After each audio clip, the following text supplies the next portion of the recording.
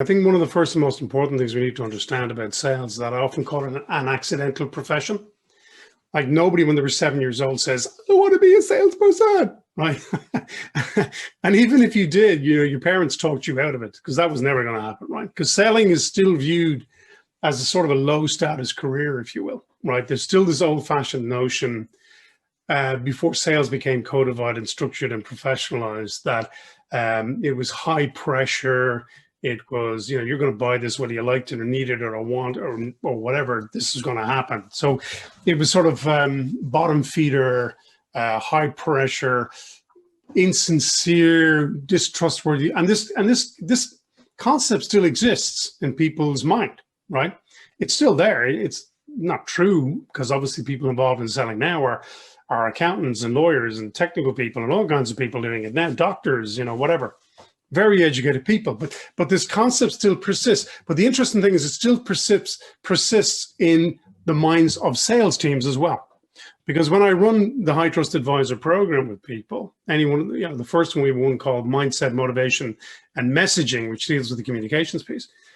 I would ask a team, give me the words that your clients would use to describe the stereotypical salesperson.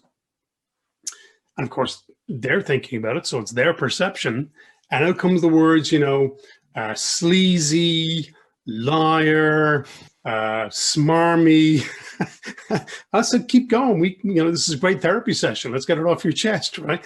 And then when I asked them, okay, now give me the words you associate with being an advisor. And they'll say trustworthy, a guide, an expert. So straight away, the simple shift from the perception of a salesperson. And it's interesting because the word sales comes from a word which means to be of service. That's the original root word, means to be of service. But to shift it to being an advisor, there's a radical change, not just psychologically, but physiologically in the people you're working with. And then I say, well, we don't train salespeople here. We train highly trusted advisors, people who can go beyond simple trust to a place where there's no boundaries, no limitations, no restrictions whatsoever.